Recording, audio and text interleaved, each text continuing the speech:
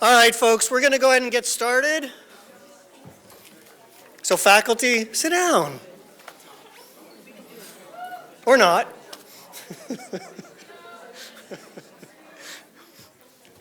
All right, good evening, everyone. Welcome to English Night. My name is Steve Ferrucci, and I'm the chair of the English department.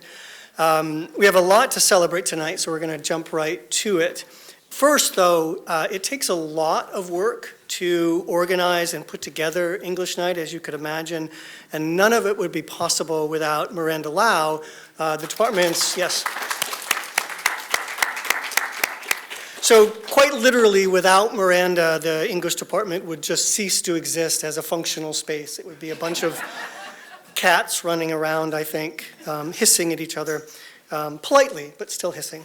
We also have 4 student workers who help us run the department, and they're enormously helpful. Sarah, Will, Peyton, and Lily. I don't know if any of you are here, but if you are, thank you very much. And Sarah has the audacity to be graduating this year. I think that's right. And so will be leaving us, but we'll miss her. Right? We have several awards to give out tonight, and you can read about them in the program there. I'm going to invite the awardees to come up to the podium when your name is called, and then stand here awkwardly while I read really good things about you. So that'll be fun for you. Family and friends are welcome to come up and take photographs as well and increase the awkwardness. That's also welcome. Each award recipient receives a signed certificate, which is very fancy, and 2 books that are the previous year, so last year's Pulitzer Prize winning works in fiction and poetry. Is that right, Miranda? Am I remembering correctly? Okay. All right, so our first award tonight is for service to the department, and this year's recipient is Olivia Malilio.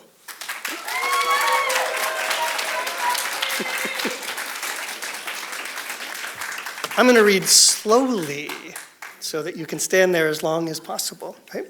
The English faculty had many wonderful things to say about Olivia's work. One colleague noted that Olivia has helped us tremendously with recruitment, attending the open house for prospective students and articulately advocating for the English major to the students and their parents who stopped at our table. And another said, in short, when the department needs a student voice or a willing set of hands, Olivia is always there, ready and able to help. Congratulations, Olivia.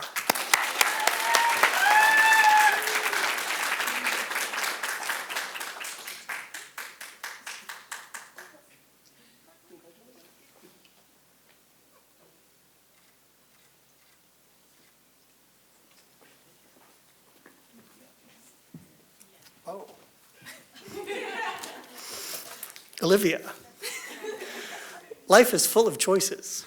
So you have the choice of standing up here and staying here, or you can walk back to your seat, sit down, and then walk back here when I call your name again. While everyone's wondering, why did you go back and sit down and not just stay up here? So your choice? You're going to stay here. Awesome. That's a great choice. Okay. Yeah, yes, we should clap for that. Yeah. So the next award is for contributions to the cultural life of the campus, and the recipient is, everyone, Olivia.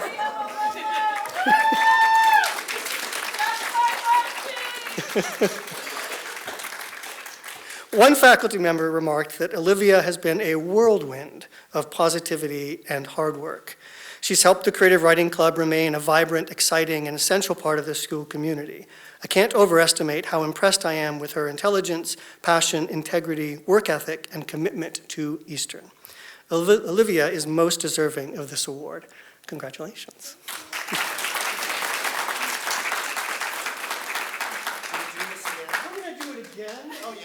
Because it's a different certificate and a different set of books. I know. And we look different now. We're older.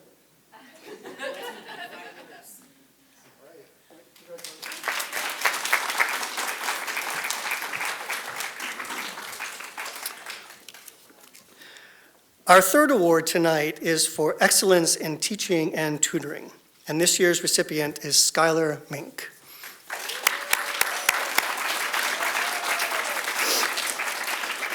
One faculty member who nominated Skylar noted that Skylar has been a conscientious and exceptionally talented writing tutor for 3 years, working not only in the Writing Center, but also in English 100 Plus for at least 3 different instructors, all of whom praise her tutoring, and often ask that she return to their classes the following semester. So high praise there. She relates to students very well and manages to juggle tutoring with her busy schedule as a double major in English and computer science. Oh, fantastic. Congratulations, Skylar.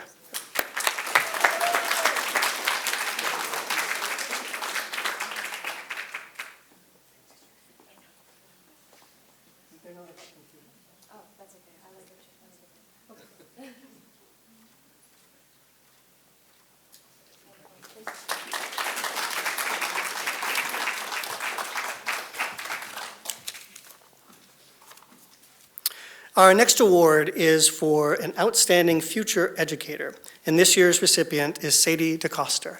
Sadie? A faculty member had this to say about Sadie. Sadie impressed me with the consistently high quality and thoughtfulness of her written work. She is always engaged in class, and her contributions are consistently valuable. Sadie has a strong sense of why literary studies matters, both for herself and as a future elementary teacher and for society more broadly. Congratulations, Sadie.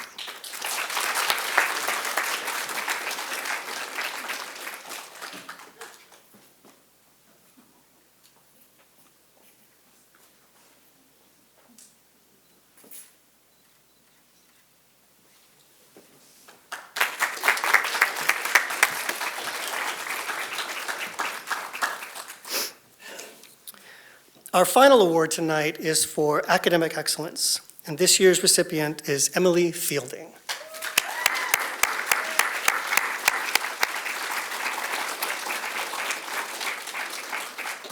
The faculty member who nominated Emily noted that when you read Emily's work, you understand why she has a 4.0 English GPA. But she's the first to admit when something isn't quite clicking, or to rethink her position mid-comment, demonstrating a wonderful capacity for thinking aloud that frees her classmates to do the same. Her written work has such clarity. I was continuously struck by her ability to synthesize complex ideas and texts into pithy and accurate 2- or 3-sentence summations. Congratulations, Emily.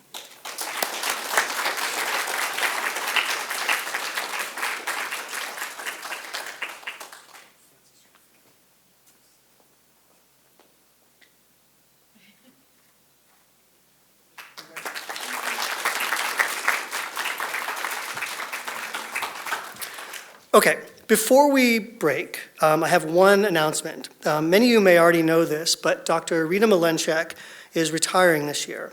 Dr. Malenchek had a great impact on not only the English department, as she helped to make writing studies an integral part of the curriculum, but also on Eastern as a whole as both the director of the writing program and the writing center director.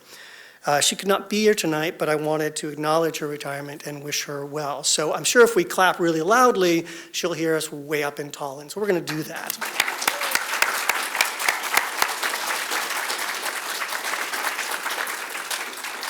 All right. So now it's time for refreshments. We're going to take a break and we'll convene in about 20 minutes. So help yourself and please visit the posters over there where folks will be standing to explain them. And then the award winners need to come back to the front for a group picture. Everyone else, enjoy yourself. Right.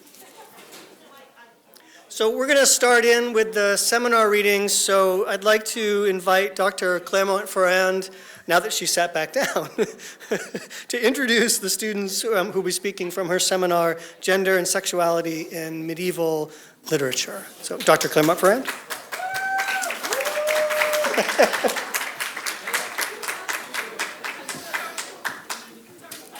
Good evening. I am Meredith Clermont-Ferrand here on behalf of English 462, Gender and Sexuality in Medieval Literature. I have to say, I might get choked up because we had such a good cohort and I am so proud of all of them. And it was difficult to choose who we were going to get to represent all the good work that they did. We spent fall and spring reimagining texts from about the year 700 to about the year 1400. And we used, very bravely, Judith Butler, Eve Sedgwick, Michel Foucault, to explore texts from Dream of the Cross, Beowulf, the Canterbury Tales, and some pretty appropriate but naturally bawdy fablio. We aimed for the seminar not just to study the past, but to think critically about how ideas of gender and sexuality were constructed in the Middle Ages and how those ideas continue to be shaped and challenged in the modern world. And our second presenter, Zaya Grace, will speak to that specifically. I wanted to give a shout out. I'm not sure who from our seminar made it here tonight, but I wanted to make sure everyone got their props. So Ryan Bellinger and Chelsea Brimmer took up Beowulf as a site of gender instability and queer performance. Alison Capuano and Rachel Diston approached Chaucer's tale of Sir Topas as a deeply subversive parody of chivalric masculinity and heterosexual romance. And Brooke Morgan took on the very brave task of unpacking abjected domains in marriage and gender in two very obscure fablio, one of which is entitled Béranger au long cul, which translates to Béranger of the long ass. So if Brooke is here tonight, she can answer any follow-up questions about that. For tonight, we've got two readers from my senior seminar, both of which have really demonstrated profound growth and sophisticated contributions to the field. So I want to first introduce Ethan Miller.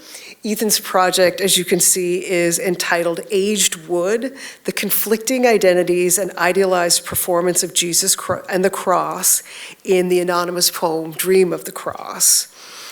Ethan's paper explores complex portrayals of masculine gender performance, spiritual intimacy, and homosocial desire in this 7th century Anglo-Saxon dream vision poem.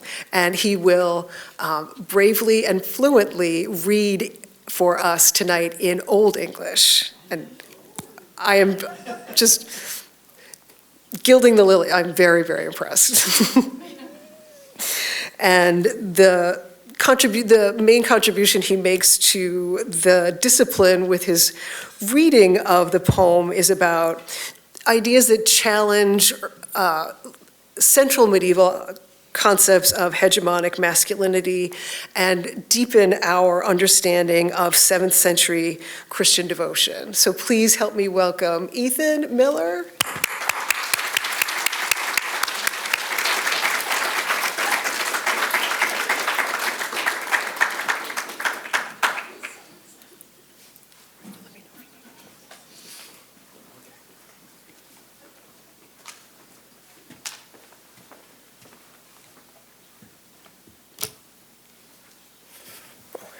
Well, thank you for the introduction. To reiterate, the title of my presentation is going to be Aged Wood, The Conflicting Identities and Idealized Performances of Jesus and the Cross in the Dream of the Root. Where's the stage? To give a brief overview, we're just going to go through the introduction and background, so a brief kind of like, intro to what the poem is about, where you can find it, methodology and key terms, so the theorists I'm going to be using, Judith Butler and Eve Sedgwick, and they're both respected titles, and the key terms to analyze the points of which I'm going to go into future, the thesis and research agenda, so what I'm going to be arguing to you all today, as well as the questions of which I hope to answer in this very brief time that we have. And then to do so, I'm going to go through the social construction of the cross, the gender performity specifically in Jesus, and as well as the desired spiritual friendship between the dreamer, the cross, and Christ. And then I'll go through a quick conclusion of what I was able to perform to all of you today. So, Cormac was already giving a brief intro to the piece itself, but you can find fragmentations and runic carvings on the Ruthven Cross. It's slightly related in Dumfries, Scotland, within the Ruth Hill Parish Church. And then there was a later full interpretation of the piece in the Vercel book around the 10th century or so. And the story is a retelling of the crucifixion as transcribed by anthropomorphic cross. So the cross itself becomes less of an object to rather a personified being that tells this retelling to the dreamer, which we don't know the name of it, but that's not really the point of the poem itself. And in that, the cross embodies the culture of which this was meant to be directed to, which is the Anglo-Saxon period, which I'll get to with the gender performance and why that is important. And this is significant to what I'm presenting today, as it articulates the complexity of Christology, specifically how it can be interpreted from rather you could say definitive, as say written in the Gospels and all that, to rather something that's more subjective or personalized. And the dreamer is a representative of how that interacts. So the people I'm going to be using to help articulate my points is Judith Butler and Gender Trouble and Eve Sedgwick in Between Men. In particular, I'm going to be going over the concepts of social subject, gender performance, and homosociality. So the social subject, it takes away from rather the person and uses that as an ability to constitute a social, religious, or moral position within the social domain. We're going to be looking particularly at the religious implications, as well as the social, but that's just inherently with the title itself. And then gender performance, it is your identity that is determined by your actions rather than the interpretations of others. The Christ and Cross highly do this in their presentation towards the dreamer. And then homosociality, that doesn't mean that there are sexual connotations, but it's deeply effective relationships that can form male bonding, potentially with hidden desires. And this is going to work rather than be symmetrical, so traditional friendship between one or other male, rather than triangulation. So they all focalize onto one particular interest, and in that, their desire, or their bonds become even stronger. In terms of the questions that we're going to be considering today, is Jesus not really him, but rather her, and particularly and vice versa. So it's more about is rather not really her, but rather him. And how does this conflict and support of gender performance in Dream of the Root? And then is their gender performance a subject that can be socially constructed within a certain culture to help satisfy an agenda, personal or not? And I propose that the cross is a constructive social object that is subservient to help conform the masculine-like performance presented by Jesus in the Dream of the Root, and that these hegemonic forces reveal a homosocial desire with the dreamer to bond onto. So to begin, what is important is that because it's hosted within the dream, it gives the cross autonomy to be more of a performative character rather than something to be interpreted as. It creates its own social subjectivity, not only towards the dreamer, but within all non-lookers as presented in the story, or their retainers or things. This is particularly done when the cross is set up for Jesus to approach him and to be leaned onto. And as this reads in the original text, Rod was ix harade, of ix riche ken, avona halavad, hulden, minne dorse. Or translated by Alfred David, which is where I took most of the sort of interpretations because I do not know what any of this means. I was reared a Rud, I raised up a mighty king, the heaven's Lord, I dare not bow in homage. So this sort of leans into also his performance acts, because we can use this as a his rather than it, because it's interpreting very masculine performances. He must stay afoot or stay strong as to not fall under his weight because of how domineering and powerful it is. And it changes the sort of objectivity of the cross from rather being a tool of torture for like public executions or humiliations into a thane or retainer of Christ. He is subservient to making Christ's performance even larger than what it is. Because rather than being a representative of salvation, he's an ambassador of stoicism. And the economy of that is reflected early on in the poem with this imagery. It notates on the right side that he's fully covered in blood, and on the left he is adorned with jewels and golds. So it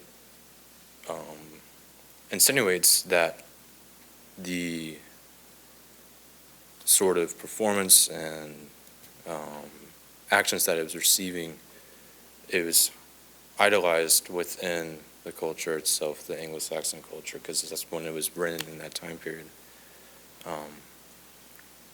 And without the cross's social performance, the gender performance of Jesus would not be as strong as it is, or as potent as it is, which is the main sort of agenda within this piece of literature, is to change Jesus' character from being rather sort of a mother of love, like exhibiting it, to actually displaying it with his actions.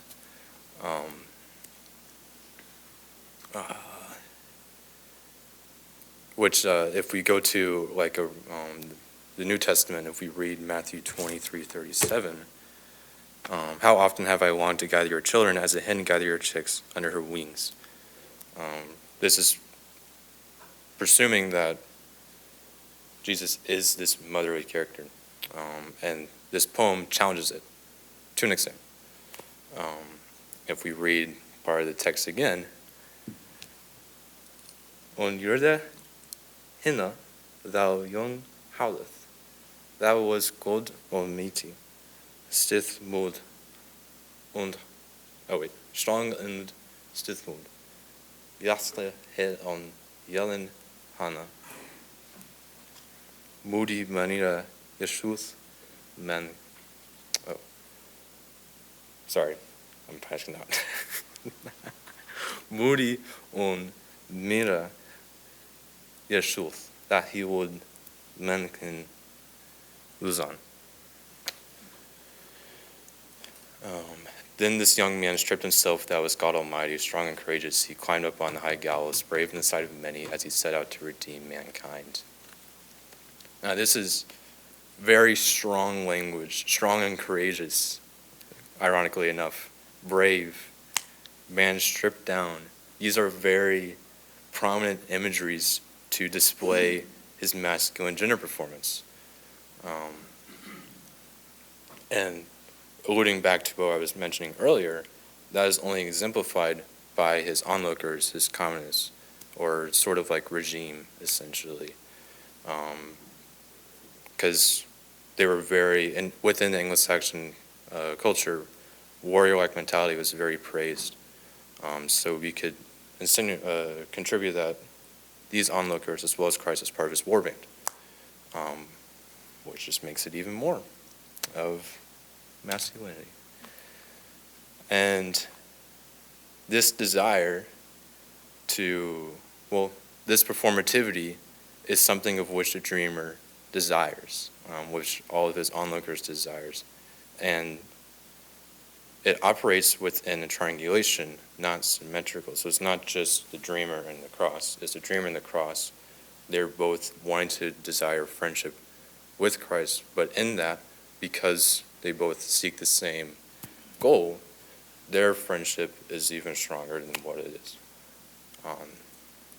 And it's sort of alluded to what the cross tells the dreamer of like how this should be achieved. The hymn are in Brestun Bereth, Bakna Celeste, Seo de mid Weldena, Wuni Dencheth.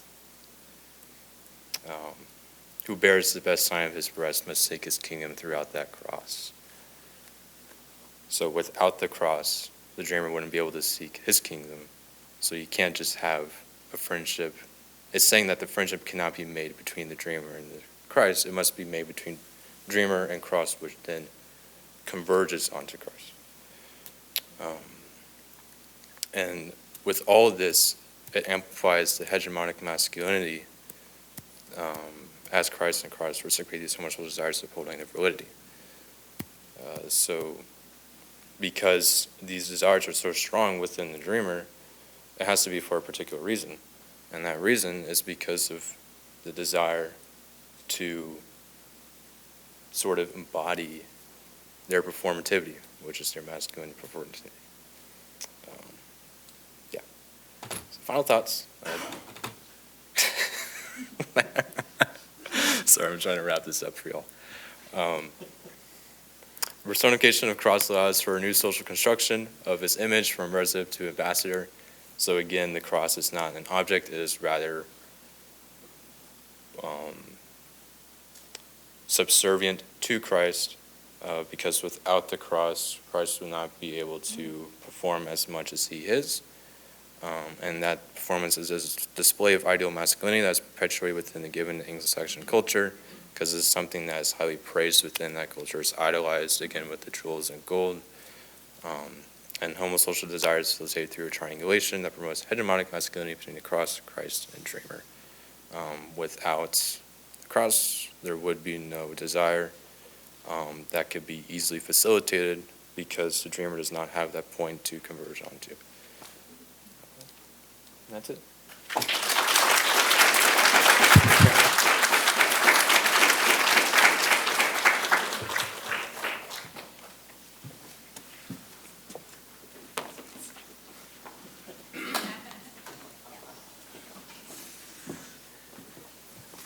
Thank you, Ian. Hang on, I'm gonna mess this up. There we go. Okay, so let me do IT for my next student, Saya Grace.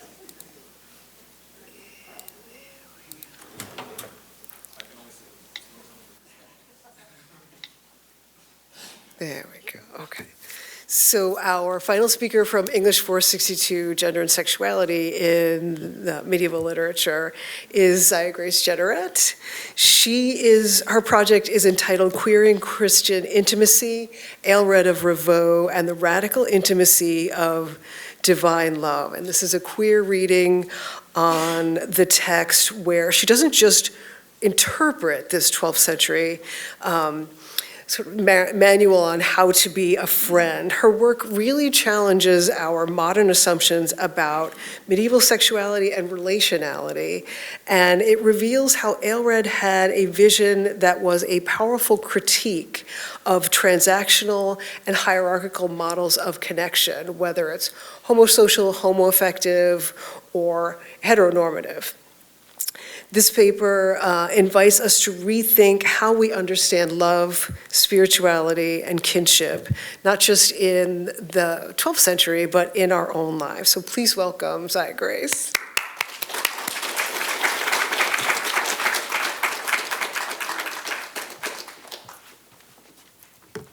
All right, hello.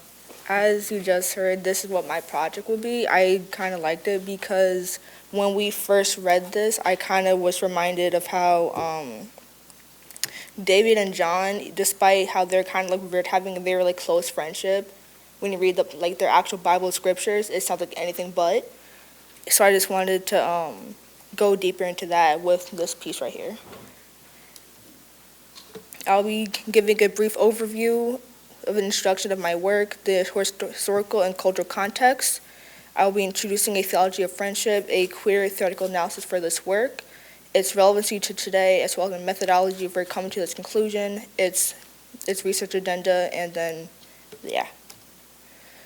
A brief overview of the author is he was a 12th century monk from the Cistercian order. His most important work was on spiritual friendship. And Aelred, he had a vision that I believe redefines friendship as a sacred and non-hierarchical and intimate bond that transcends conventional categories such as sexual, romantic, platonic, using queer. And I'll be doing this using a queer theoretical lens. He is a saint that's being revered by the Catholic Church, and I thought just by how many churches typically view queerness. He's still seen as such as an important figure in queer theology and regular Christian theology today. As stated before, he is a 12th century monk. I believe that has very much enforced his cultural views towards intimacy, hierarchy, and gender roles that he explores of in his actual work on spiritual friendship. That is also something that I'll be using when in conjunction with McGuire and Bynum to illustrate the tension between his tradition of work and Alred's radical vision of queer love. Some themes that I touched about in my paper was virtue, mutuality, and spiritual alignment. I also noted how he is seen as a Christian counterpart to Cicero's De Amicitiae, which is also something that says of friendship, something of this note, as well as Christian doctrine, because he is something that is a revered Christian figure, but his work isn't seen as such currently, as well as my own personal things, as well his personal and theological motivations, with that being taken from Connolly's Mirror of Charity, which is another work of his. My queer analysis came from Sedgwick using homosocial desire, intimacy outside of normative binaries, because he has a very in-depth conversation with one of the monks in this order, and they kind of go back and forth of what friendship means, what it means to be in a spiritual relationship within Christ, being the third person in that relationship, and within themselves as someone that is just more than a friendship. Additionally, because of that, Alred has a very subversion of relational norms. He doesn't define things as just man and woman. He defines it as you, me, and Christ.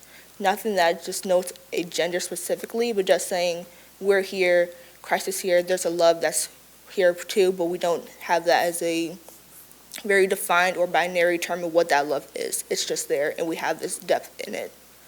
Additionally, friendship is something that has a queer theological model disrupting binaries, because it's not something that is just one thing or not.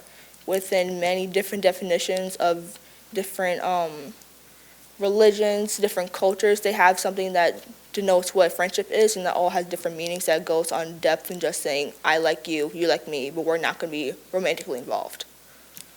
Lastly, his work has a very big emphasis on emotional, spiritual, and inclusive bonds, because, as I said before, it's not just you, me, and then we are man and woman, so we're going to be romantically involved. It's just, I have a relationship with you, you have a relationship with me, we have a relationship with Christ. That makes it even deeper, so we're going to have this deep bond that will go beyond just saying it's a friendship.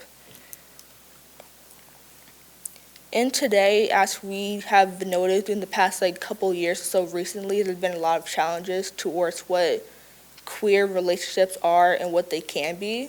In my paper, I noted how it can be something that can challenge these rigid identities and relational structures, because Alred doesn't just say who you are and who you shouldn't be. He just says you are this person and you are this person with Christ, so you're just going to be someone in general.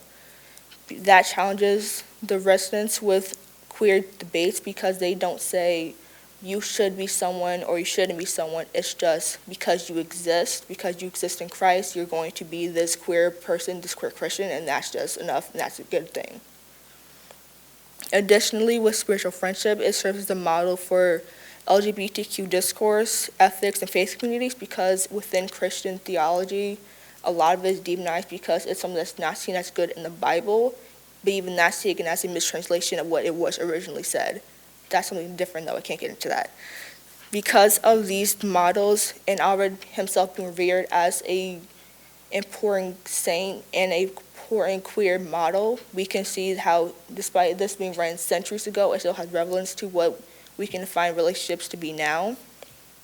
And because he defines relationships to be more than just one simple thing, he goes into depth on 3 different chapters at least about how your relationship can be seen as very different models, whether it be something carnal, whether it be something relational with another person, or whether it be something spiritual. Your spiritual friendship with yourself, with other people, and with Christ can be something that can be seen as non-normative and a relational model that just influences how you just go about yourself and how you go about the other people.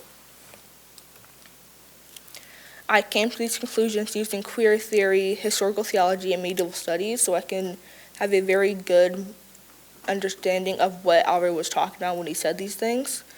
As I stated before, I used Sedgwick, Bynum, Connerly, McGuire to really understand where he came from with these things and how that can influence where I want to go with understanding what his texts are can be related to today. And I did a close reading on spiritual friendship using the aforementioned things to have a good historical and theological framework of what queer and spiritual friendship can be going forward. As stated before, On Spiritual Friendship was my primary text, and I used that as the primary framework for my queer theory. However, I didn't have much to go off with. A lot of people, they had a lot of coursework to go with when it came to researching their topics. I had this and the three other people I talked about earlier.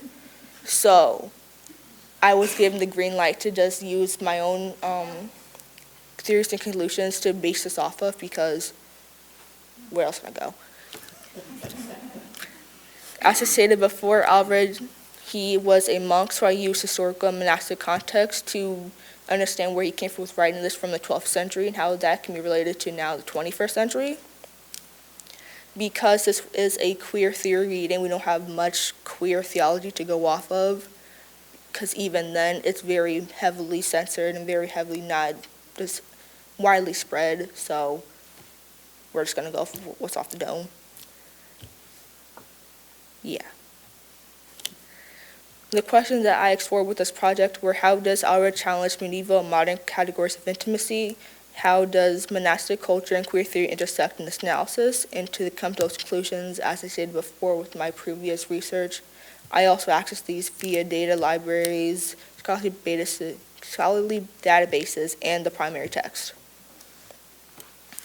My conclusions, among other things that I wrote about in my paper, was that Albert has a vision of what love can be and what friendship can be, and that is both a challenge and a product of its time, because he wrote this centuries ago, back before very strict binaries were introduced in Christian culture and Christian doctrine, and that is still being said and found today. But we can see there's still an emerging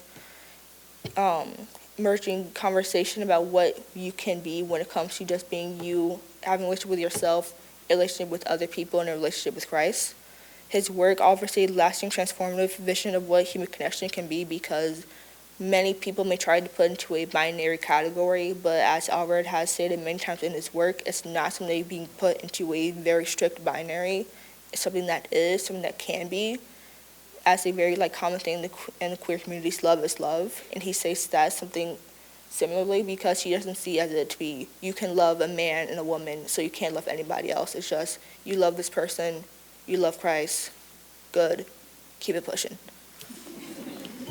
As a final thought, On Spiritual Friendship invites us to rethink love, care, and identity across centuries, because we can find information in things from a week ago, from a month ago, even then we can find from centuries ago, because even though human connection is constantly evolving, it's still a very similar consistencies regardless of your religion, your culture, and your actual place in the world, because many cultures have similar conclusions to what Albert has, and they have been having these cultures for thousands of years. Friendship in and of itself is something that can be said as sacred, transformative force beyond binaries, because like I said before, you don't have to have a very strict gender to be a friend to somebody. You don't have to be strict identity to be a friend to yourself. And Christ is conceived to be having a very strict identity or condition for what he has to be a friend to you, or any kind of relational figure of that sort. And as for though, On Spiritual Friendship is something that I see should be something conceived as a living theological resource, regardless of it being something that's a queer resource or just a Christian resource, just being there because many people can and have used it when it came to their deconstructing journeys, when it comes to their actual Christian journeys, because it's just something that can be seen to be how you can see yourself and yourself in others, and yourself in higher powers. And that's it.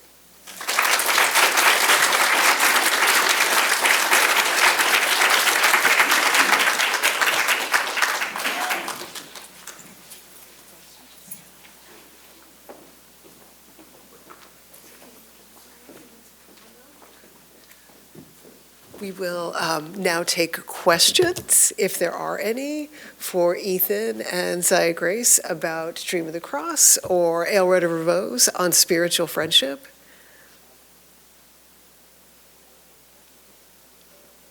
How'd they get so fabulous? I don't know. Linguistics and everything. Love Old English. I had a question about the writing for the other, for the older, you know what I mean? The old Yes. English. Was it, did you try, is that taken from somewhere, or did you try to like phonetically? No, like the actual, is like written down, like the, where they came out and, you know. Directly from, okay. That's great. Because it's close phonetically, but I was thinking about that one.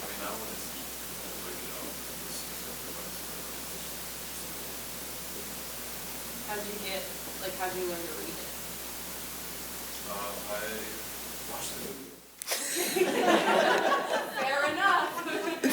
He did more than that. He practiced. We did a side-by-side analysis of what word is what in the translation. He got it. Absolutely, I was just curious.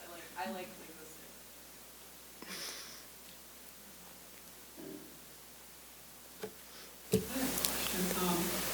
Both of these projects and both of these texts seem really men without women. And I'm wondering, to either of Zaya or Ethan, I'm not familiar with these texts. I don't know them very well. Are there any female characters or anything feminine at all in these texts? And how do these authors, do they deal with femaleness in any way, or is it just kind of completely outside of the main text? So there isn't any opinion in the text I was asking. It was all an embodiment of masculinity and how that's projected in these sort of dialogues by Kramer and as well as by the he makes a comment about women in the community. So then in terms of female characters or representation. When it came to our doing it as men and women because we were portrayed as an active culture for everybody was everything. But when he talks about these relationships, he does say that it's on more of an emotional relationship, as if you, I, they, and this thing, he, it. So he talks about how people actually think of it in institutional abuses and all that relationships for people that they can. Just to add to what Zaya Grace was saying, the original text is in Latin, and they do use the neuter pronoun.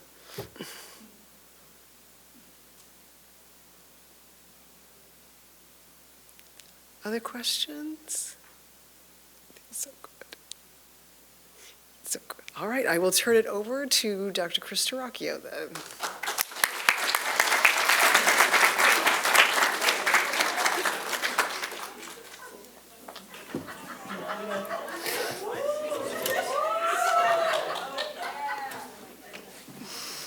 You sure? I can handle it. You're going to be fine. I know. Okay. Thanks, man. Okay.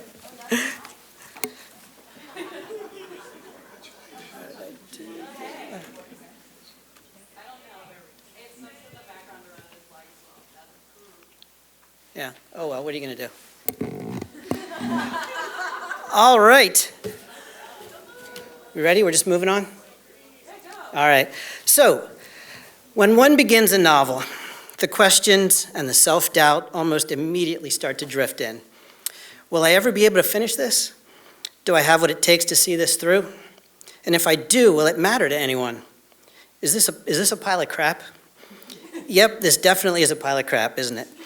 Does any of it even make sense? Oh my God, I've made a huge mistake. Do I have enough psychology credits to switch majors? Those questions never go away. Not until the ending, amazingly, magically it seems, arrives. But until then, the uncertainty can be soul-crushing. That's why there are so many half-finished novels out there in the world. Most writers feel that self-doubt creeping in and just give up. The idea that all it takes to write one is a load of talent or a great idea is pure fallacy. Talent is part of the equation, sure, but mostly it takes endless hours of old-fashioned hard work, the dedication to show up every day, and faith. Faith that if you keep working, keep pushing through, everything will come together. Saul Bellow famously said, "A writer is nothing more than a reader who has been moved to emulation."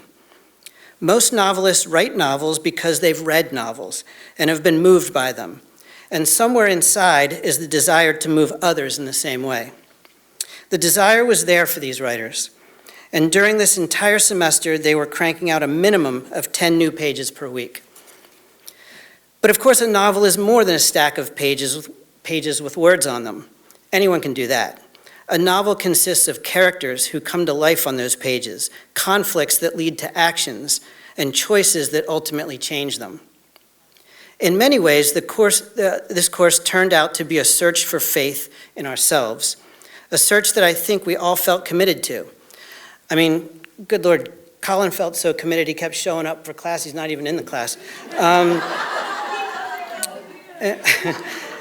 And in the end, I'm really, really proud of the work that everyone turned out. Not just the quality of the writing and the seriousness of intent, but in the variety of styles and voices and the innovative approaches to structure and plot and subject matter. You'll get a taste of a few of these diverse approaches in a moment, but I want to mention some of the others as well, as one of the true unexpected pleasures of the past few months, for all of us, I think, was the opportunity to keep up with the progress of our fellow novelists. The act of sharing drafts and bouncing ideas off of one another were acts of discovery, as was discussing the challenges we'd stumbled upon in each new week's worth of writing, and talking out possible solutions. This process helped to create a much-needed support network we'd hoped for from the beginning. Through this process, we all were able to follow the development of Tucker and Jazz, the characters in Javi Brouillard's subtle and nuanced novel of isolation and understanding, Road Trip to the End of the Universe. We marveled at the starkly honest rendering of faith, hope, and the healing power of spirituality in Shermine Bousquet's futuristic The Lost Society. We discovered Lyra Ashford's surreal world of celebrities, mental health, and AI-generated social media in Lacey Wilson's Artificial. In Peyton Pelletier's beautifully tragic family drama, To Be a Rosenthal, we witnessed the destructive power of wealth and privilege. And Stefan Chevenkov's Odd Jobs starkly engages any reader who's ever had the dubious pleasure of working for a living. All of the novels represented here mix real-world experience with vivid imagination to create human beings living fully formed lives on the page. And so now, to give you a sense of the lives these writers have created, why not? We're gonna start with zombies. So our first presenter, Reese Simatowski, the author of Rot, is gonna share a passage for us now. Reese?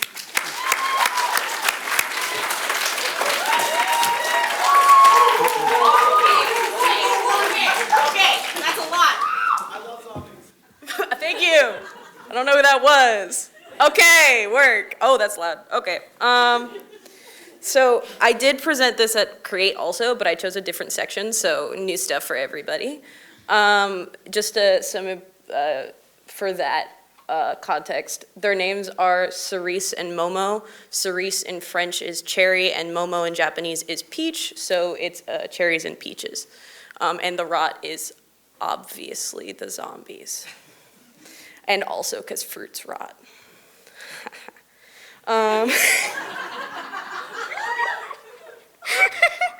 Okay, this chapter is called Insomnia. It was an obnoxiously warm night. This old house has no central air, no system to regulate temperature, and I didn't even have a fan. It was late September, so I had assumed it safe to have Freddie, the man who lives across the way, remove it for me before he went on some trip. I wanted to be able to close my window fully before it got too chilly outside and had no idea when he'd be back. Momo had pretended not to be bothered by the temperature, but eventually came downstairs and asked if I thought it would be safe for him to open his window. I'm not sure, I had told him. You're on the second floor, so I wouldn't be too worried, but I don't know what we're supposed to be sheltering from. He got nervous. That's okay, he had said. I'll just sleep under the sheets and not the quilt. I'll keep the window closed and locked. That last part wasn't meant for me. It was assurance for himself. Tell you what, tomorrow we can go digging through the boxes in the spare room and find you a fan. I'm sure there's one in there somewhere, and if you find anything else you like, we can take it out. Does that sound all right? A small smile had cracked on his face, but his eyes were still dim in the darkness. Okay, let's do that. Momo walked back towards the stairs. Good night, I called to him. Good night, he replied, and the empty stairs echoed it back. I think it had been about an hour since he went back to bed, but I was restless. The air was suffocating me, the blankets I tucked so tightly around myself were constricting like a python squeezing the life from its prey. I needed something. I needed to get up, find a distraction, get some air, drink water, something, anything. It was that final battle with insomnia. Do I continue to fight myself in silence, hoping I will eventually succumb to exhaustion, or do I admit defeat and get out of bed to do something instead of wasting the few minutes left of my life I will spend awake? Not much of a debate. I pressed against my sheets, fighting to get out of my cocoon. I could hear the sheets sliding out from under the mattress while I pushed, then felt the tension release as it fluttered away from my palms and landed on my lap. The seams were wrinkled from being stuck under there for so long. I only ever untucked them completely on wash days. Sitting up took quite a bit of effort. My head felt like it weighed as much as a bowling ball, and my neck and spine struggled to lift it. I eventually was able to prop myself onto my elbows, but I had to pause and collect myself. It's been a while since it was this difficult, but I've chosen to blame it on a long day instead of age. Once I got to my hands, I had a little trouble swinging my legs to the side and standing up, and once I was standing, I realized I still didn't know what I was going to do. I began by moving. Maybe, I said to myself, I'll wear myself out walking laps. And so I did. I took a small step, and then another, and made my way to the foot of the bed, then the other side, tapped the nightstand and turned around and did it again. One lap. I decided to time myself with the old clock on Arthur's side. I waited for the clock to change to 12:26 exactly, and off I went.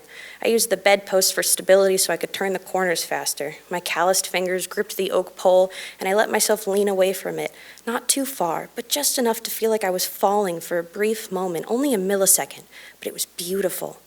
If anyone had seen me, I think I would have been yelled at. Christopher would be livid.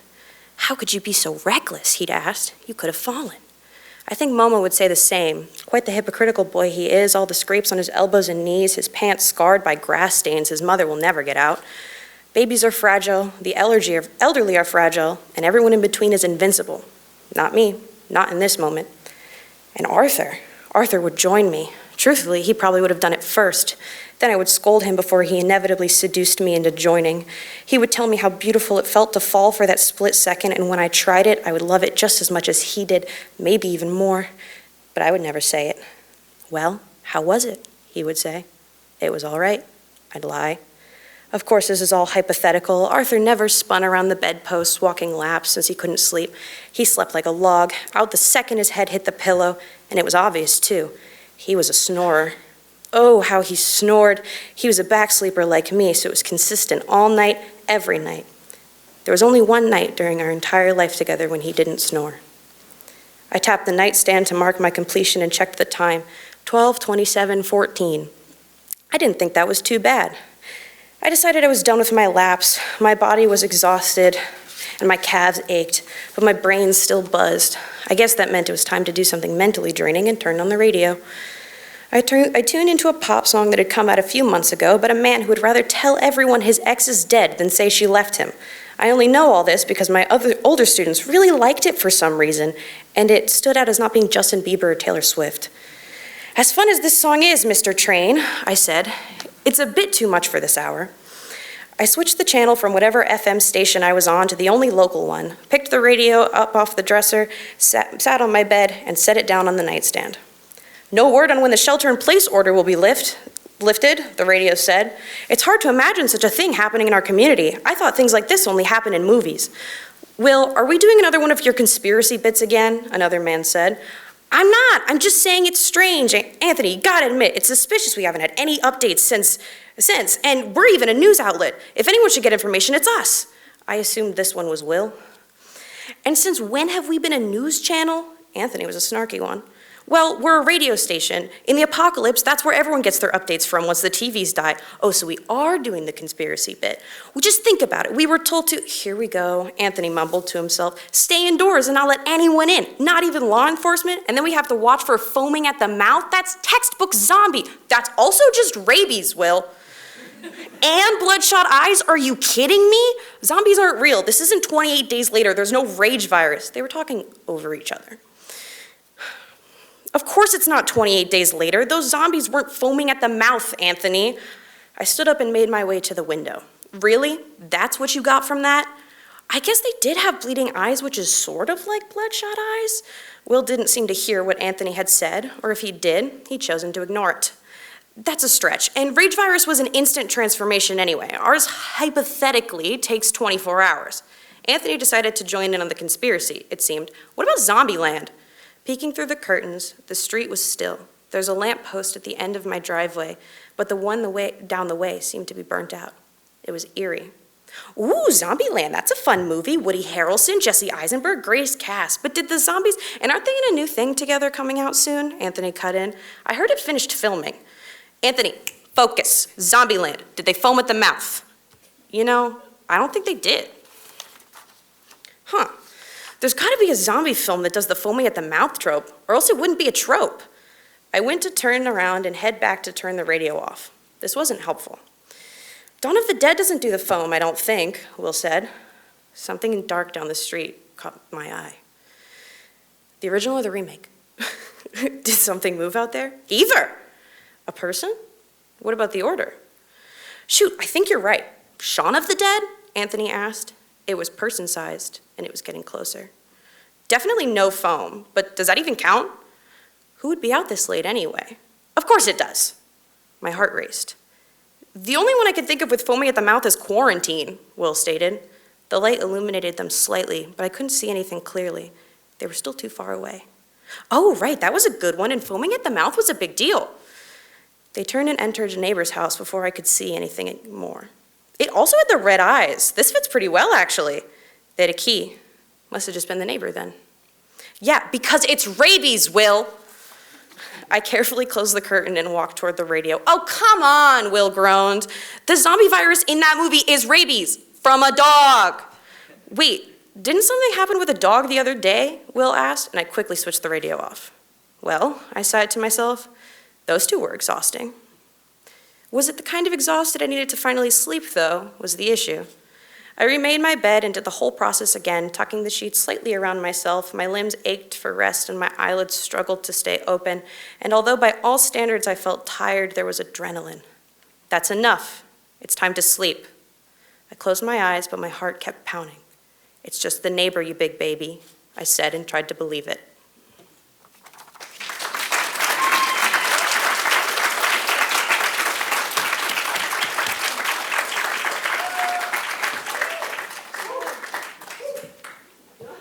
All right, thank you, Reese. All right, now we're going to move on. We're going to check in with the campus of Northern Connecticut State University, right? Wink, wink. So to read from her novel, The Outpost, here is Hayden Smith.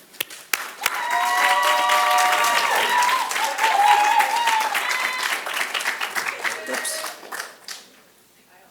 Where is it? Is that it? There we go. When Carla walked in the bar, she could see some of the women dancing it up on the floor. Uncle Sam sat in his usual spot, this time with a graduation stole around his neck with their school colors, primary blue and gold. There was a class of 2014 written along the right side of the stole. Carla shivered and addressed her eyes to the rest of the bar. Summer and Bridget were sitting at the bar, seemingly flirting with their fellow peers. Carla got her chance to scope out the rest of the scene. Stacy came rushing up to her and Lexi, eyes bugged out of her eye sockets. "Hi guys," she squealed. "I'm so glad you guys are here. Come on, let me show you." "Slow down, Stace," Lexi said, adding in a small chuckle. "Me and Carla just got here. We'll be a few before we get to mingling. I'm sure Bridget and some are fine without us."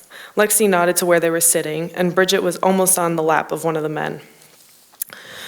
The boys were following Carla and Lexi around the bar, saying hello to people they haven't seen in years until they finally found Thomas, Aaron, and Neil, which until then, Carla had almost forgotten about that night out when he was with Thomas and Carla was dancing with him, and left him to go see Summer and Bridget, whom were finally by themselves. When they appeared, the girls yelled out to them, "Let's take some shots!" Finally, something Carla could get excited over. Thomas kept eyeing her, and she felt as though she was being watched all night. She needed to be drunk, to distract.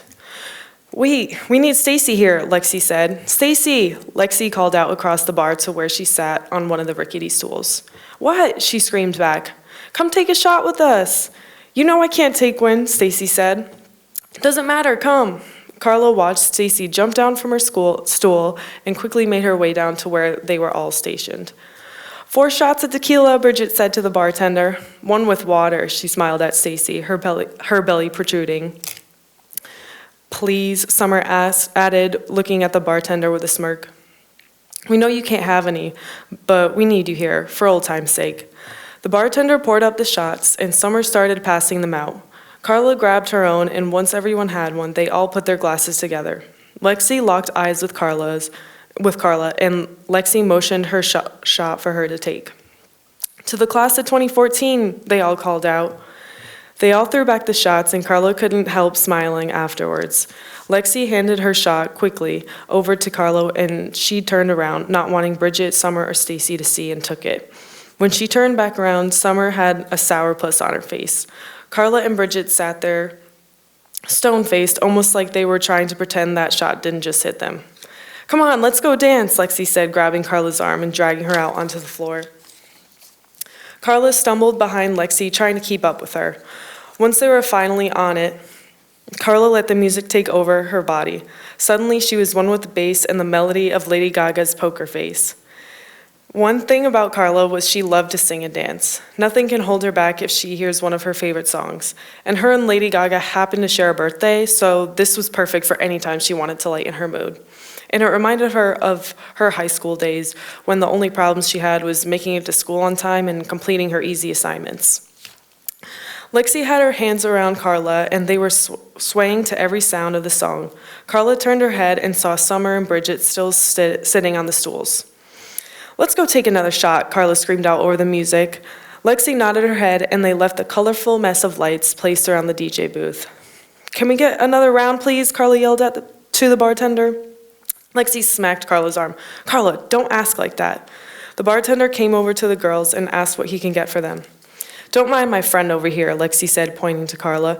"Some more shots of tequila, please." Again, shots were poured, and Stacy was called over for another shot, hers filled with water again. "Okay, but this is my last one," Stacy said, and they all laughed. Summer, Carla, and Bridget threw back their second shot of the night, and Carla started to feel her body warm up a bit. "Let's go dance, girls," Carla said to them. They ran over to an empty space on the dance floor, and their energy took up whatever was left.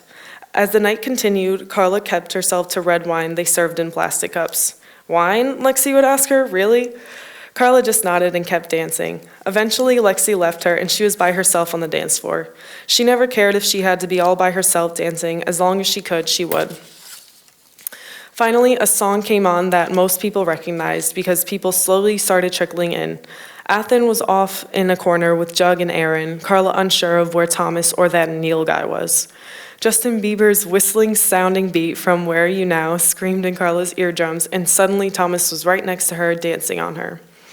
He was grabbing on her hips, and Carla leaned into him. They were immersed in the crowd, hidden by the surrounding people. Carla watched Lexi make her way to the floor and had her eyebrows smushed together.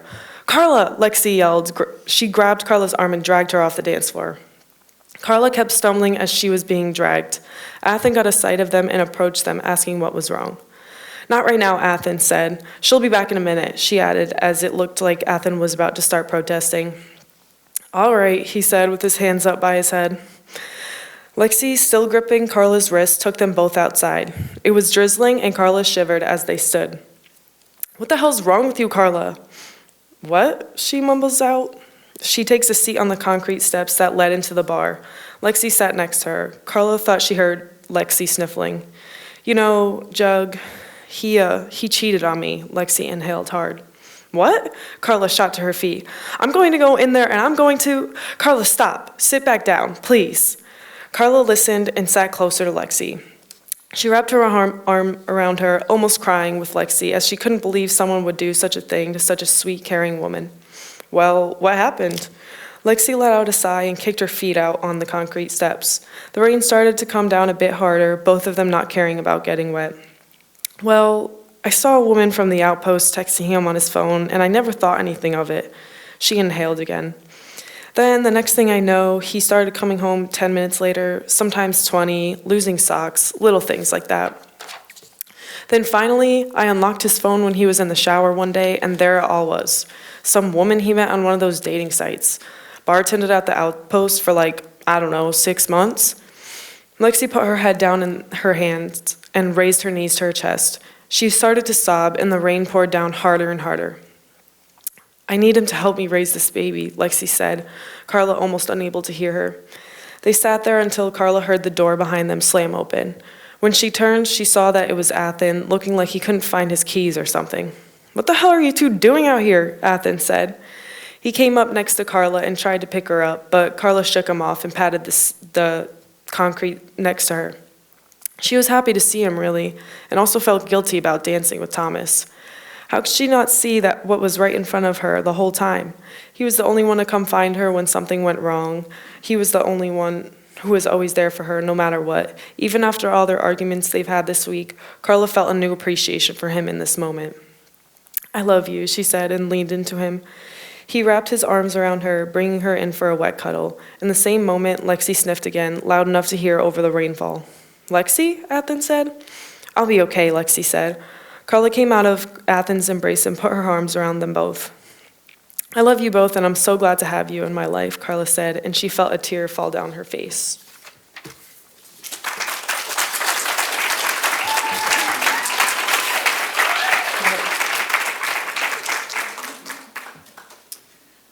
All right. To wrap things up, we're going to move on to cults. To read from her novel Solitude Springs, here is Jasenia Serrano.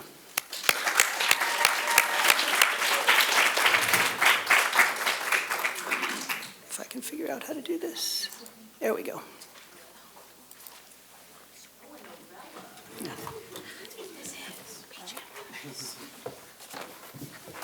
Hello. If I read too fast, sorry, Tarakio. And if I throw up on the podium, I'm sorry, everybody else.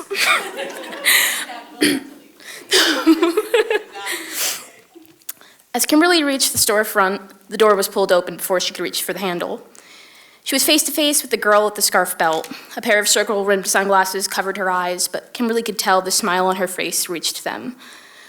Behind the girl were two others, arms linked. The quality of smiles plastered on their faces was all the same. Excuse me, Kimberly said as she stepped to the side. All good, man, she replied. The two girls giggled as the trio passed by. Kimberly watched as they continued across the street into the woods. The area they entered didn't look like a well-traveled footpath, but she watched as they disappeared into the greenery. She was going to ignore that. She needed to figure out how to move the car from the side of the road. The moment Kimberly stepped inside, the air changed. It was thick with the mingling scents of old paper, dust, and the faint lingering sweetness of candles that had long lost their fragrance. The space was a little cramped, a labyrinth of shelves and display cases overfilling with an eclectic mess of trinkets, knickknacks, and useless souvenirs. The bell from overhead rang out, captured the attention of the worker behind the counter. He was an older man. The top of his head was completely bare and shiny when it caught any sort of direct light, but fine, long, gray hair flowed down from a hard line starting just above his ears and ending somewhere below his shoulders. His full, bushy beard was peppered with a couple of pure white patches, blended seamlessly into his hair. His small, rounded glasses practically sat at the end of his hooked nose, daring to fall off if he turned his face to the door too quickly. Kimberly moved deeper into the store. She passed by several displays of oddities, stacks of mismatched snow globes, their contents clouded with age, sat next to bobbleheads with faded, peeling paint. Ceramic figurines looked on from their perches, their eyes just a little too lifelike in the dim, yellowish light. A row of stuffed animals, some missing buttons for eyes slumped against one another like forgotten childhood memories. Everywhere, things spilled over. Old books with cracked spines wedged between old dusty ceramic bowls, baskets of carved wooden trinkets tucked into corners, shelves bowing under the weight of too much inventory. The floor moaned beneath Kimberly's steps, a whisper of sound swallowed by the volume of things taking up floor space. There was no logic to the arrangement, no clear path, just the overwhelming sense that everything there had a reason for being in this forgotten little shop. Kimberly found her way through the clutter to the front counter. The man had a plastic name tag pinned to his fringed vest with various bottle cap pins. The tag read Rich W. He was seated on a stool behind the register. His legs were propped up over one another, resting on the countertop. He wore a pair of beat-up, open-toed leather sandals. It was probably the reason the air around him smelled like a mixture of cigarettes, patchouli, and feet. So sorry.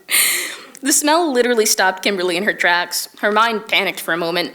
She wanted to ask him for help with the car, but the smell was so pungent it got caught in the back of her throat. For a moment, she thought it would have been better having died in the car crash.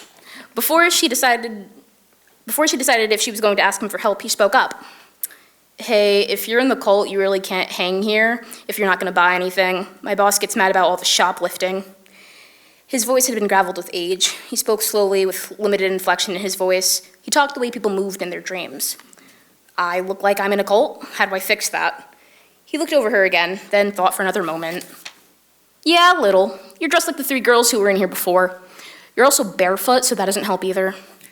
Kimberly looked at her own outfit. She didn't feel like she was dressed like a cultist. She didn't know that there was a cult occupying Solitude Springs to begin with. None of that mattered. She felt like she was getting sidetracked once again. Do you have a car? She asked. Oh no, I'm not falling for another carjacker. You learn a thing or two after it's happened about 3 times. To the same car? Yeah, they keep bringing it back. Oh well, it's nothing like that. My car isn't starting, I need a jump. I have cables, I just need another battery, she explained. He thought for a moment, then looked around Kimberly at the rest of the store. It was pretty empty. And you promise you won't rob me, he asked. Yeah?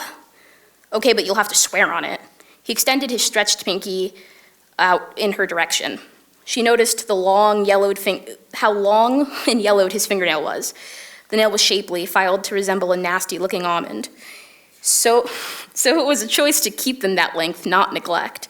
She waited to see if he'd drop the act, to see if he was messing with her. But he motioned his head to his pinky and waited for her promise. So she intertwined pinkies with a man older than her father. Kimberly sat on the curb outside the shop and waited for Rich. She noticed a help wanted sign in the window display. She considered it for a moment, but couldn't imagine having a coworker like Rich. She heard Rich driving around from the back before she saw him. His vehicle made this loud, rattling sound and aggressively shook as it lurched to a complete stop and parked in front of her. Rich drove a metallic magenta van. A mural of an endless galaxy was airbrushed along the sliding door. Rich seemed to acknowledge the van's distressing noise by turning up the radio. Whatever was in the radio's tape deck was something Kimberly had never heard before. An eclectic arrangement of wind noises, birds chirping, and what one would assume was human screaming. He turned it down slightly and reached over the passenger seat to throw the door open. Hop in.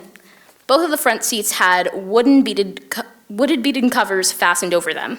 From Kimberly's view, she could see that the back of the van was thinly veiled by a macrame curtain. It was packed full of clutter, much like the store. It's okay, I can just walk across the street. I insist. You're barefoot and the cult likes to break glass bottles in our parking lot. Rich's van was filled with mostly cool lamps, rocks, trinkets, odd dehydrated meats, and ambiguous fur pelts. Most of the things in the back shifted and slid around under the floor-to-ceiling shag carpet. The sound was somehow noticeable over the roar of the van's engine. Kimberly thought of it as the longest 20 seconds of her life. So, what's your name? Rich asked. Kimberly. Well, it's nice to meet you, Kimmy. Well, no, it's actually, never mind. It's nice to meet you too, Rich. Kimberly decided not to argue with the hippie. He didn't seem all there. So, what's with all the stuff in the back? She asked. Rich glanced in the back of the van as if he were discovering it for the first time or needed the reminder. Oh, it's a little business I've got going on. It's like my van is a store on wheels. I call it Littlemore Store because I usually park next to normal stores. Do you play the unsettling screaming while you have customers? He seemed not to process the word unsettling. With a lazy sort of smile, he said, yeah, every store needs a little browsing music. Rich pulled up in front of the car, so the 2 vehicles were front bumper to back bumper. He hooked up the batteries to jumpstart the little car. "So, Kimberly, what do you do?" Rich asked as he double-checked the cables. "I'm sort of in between jobs." "Oh, in between what and what?" I guess in between unemployment and a new job." Oh, that's a real bummer, man. Kimberly had never needed to start a car this way. She sat uselessly in the front seat of the Beetle. She stared forward to where she saw the three girls disappear into the woods. She noticed the area was disturbed, likely by careless footsteps, as if each step crashed through the undergrowth, snapping twigs and crushing all the tall, wild grass into the earth. She wondered how many cultists came pouring out of that section of the woods a day for it to look like that. The feeling settled in slowly, like a creeping shadow stretching through the trees. Nothing Kimberly would have paid attention to, just the rustle of leaves in the wind, the distant snap of a branch under something out of view. But she did notice the woods. Once alive with the hum of insects and the occasional flutter of bird wings had fallen unnaturally still. Her eyes tracked through the massive blur of green and brown, looking for a potential threat. Kimberly told herself she was just being paranoid, but the nagging feeling was undeniable. There was someone or something watching them. The rumble of the van's motor caught her attention. Rich gave her a motor-oiled thumbs up as he told her to try and start the car. It took several tries to resurrect the Beetle, a cycle of revving the engine and listening to it stall, then trying again. After the fourth attempt, Kimberly considered leaving it behind, calling home and asking Phil to get her. Sure, she'd have to admit to those two. She was wrong, maybe even apologize, but what else was she going to do? She was ready to give up and ask Rich if the store had a phone when the Beetle spurred to life. "Thank you again, Rich," she said as she wrapped up her jumper cables. "You know, Kimmy, if you need a job, the Gift Emporium is hiring. We need someone on night shifts." Rich reached into the small pocket on the front of his fringe vest. He pulled out a small white card. Handwritten on the front of it read, "Richard Wizard, entrepreneur of mystical sensibilities." She took the card from him, glanced it over, and placed it in her back pocket. Thank you, I'll let you know."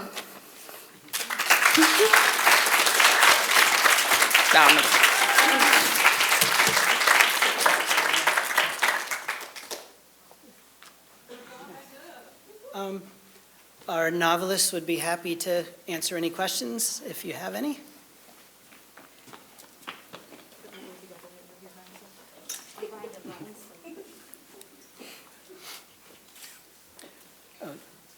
Yes, Ian? I do have a question for Reese. So I know they had that holding your name with different zombie stories and movies and everything. Was there a specific one that inspired you for Rot, or was it just like a general like Reese. love of zombies? So I have terrible news for you. I've never seen a zombie movie in my life.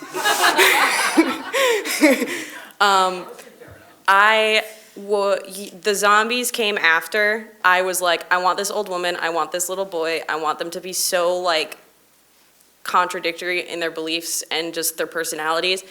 And then I needed an excuse to keep them together. And then I was like, zombies is fun. And then it also kind of lets you play with it let me play with the idea of you know, she's old and like incoming death. Like that fear of mortality, because her husband died. In case that wasn't clear, he died in his sleep. That's the night he didn't snore. But I will say that as I was reading, or as I was researching for that scene specifically, which this takes place in 2012, so they've all come out before 2012. The movie that was referenced with Jesse Eisenberg and Woody Harrelson is Now You See Me. And I found out Quarantine, I learned about the movie Quarantine, which is almost exactly my plot to the T. And I was very embarrassed. But it ended up, it was, no. There was no film that inspired it. It was just lucky that something worked that well. Good job. Thanks. Yes? Just a general question to everyone, like, how far would you say you are, like, through your novels or novellas? Like, you know, do you plan to, like, continue working on them? Any plans for, like, publication? Like, what's your sort of going forward, I guess? Sure. After this, I think I'm gonna let it rest and revisit it. I find that I often don't hate my writing as much when I've had time apart from it. So in terms of like the future, whether I want to get it published, I'm not sure. It's kind of like fun. It's definitely for like a middle school range reader. So I'd have to think about that. So, for the class, I'm done writing, but I definitely want to go back and like develop my characters more and add in more details, because there were some details that I did want to add in, like a little bit of my main character, Carla, her like family background to kind of give context of why she acts the way she does. But you know, there's only so much time that we have in the class, so like she said, stepping away from it definitely helps. So I want to step away from it, take the summer, and then go back and add in all those details that I've been wanting to add in and try to make it so I'm not like cringing at certain parts when I like reread it. But yeah, I don't know if you want to say something. The short answer was that everyone's done with their first draft. Yeah, so, yeah. Done. It's a strong word. In my head. So the biggest thing about mine, I would love, the problem that I have is just because it feels so like a large project, it's so easy to put the shorter deadlines ahead of it. Like I have something due next Wednesday, and this is due end of the semester, and then surprise, end of the semester is next Wednesday, and now that's like 60 more pages. But one of the things I had in mind for mine is I realized it was going to be a lot longer than I thought, because I was playing with time. There's technically two stories going on. There's the past tense story and the present tense story, and the present tense story begins at the end of the past tense. And they kind of like, different chapters will be in different points in time as the woman is reflecting. For anyone who's at Create, kid dies, she kills the kid in the first chapter. It's the first chapter. It's not a spoiler if it's the first chapter. And that also has to do with the zombies. It's a whole thing I hope that I can get into. But I wanted to do the past tense first so that when I went back and added those present tense moments, I wasn't jumping the gun on like things that happened and assuming that the story would develop a certain way, because it could change at any point. And another really difficult thing about writing a novel for this class specifically, or just in general, that kind of makes this feel like it takes so much longer, is when you get to boring parts, because not everything is fun. Like, we chose fun spots to talk about, but I have an entire like 3 pages about her teaching him what to do, how to use a gas stove. Because the power went out, and she was like, okay, so like we can use a lighter to light the gas stove after you turn it on, but you know the smell. If you smell the smell, don't light fire. Learn this smell. And like, that's like 2 pages of that. But it's riveting. It's like, but it's just kind of like, what do you do when these 2 people are in a house together with no power? Like, what are they gonna talk about? And you just kind of gotta like, that's one of the things that can also stall the ending, is like, I'm bored, I don't want to write this part. No, thank you. That was cool to kind of hear insights into how you all are thinking about it. And also just like, kudos. Like, it's really hard to write a novel, and it's even harder to do that like for a class when you have other things going on. And I was really interested in all 3 of your things. So, nice job. Cool. Thank you. All 3 good jobs.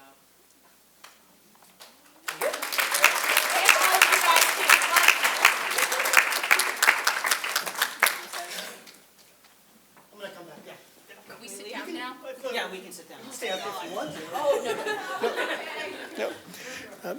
English majors are amazing, aren't they? I mean, all the majors at Eastern are okay, but the English majors and you know, the folks here are just fantastic. So congratulations again to the award winners and to the presenters, but also to all of you who spent the last year working on this topic, and the folks who did the 499s too, right? That's a lot of work as well. So congratulations again to everyone. One announcement before we conclude, and that is the fun doesn't stop here. There is an English night after party, right? And at the after party, there are mocktails and a photo booth, yeah, and some other things that I'm now forgetting. But really, picture frames that you can paint, right? Oh, now I'm remembering, and taboo, and categories, right? I got it, I'm good. All right. So that's going to be in the Student Center Cafe, which is just out the door and down that way where the big fireplace is, right? That's the cafe, right? So go there as soon as I'm done talking, but not before. So anybody here graduating? So congratulations to those of you graduating too, right? All right. We're almost there. I've only got about 15 more minutes of material to work through, right? So, but no, good luck with exams. Good luck with final papers. Have a fantastic summer. Congratulations again to those graduating, and see you all in the fall, right? Good night, everyone.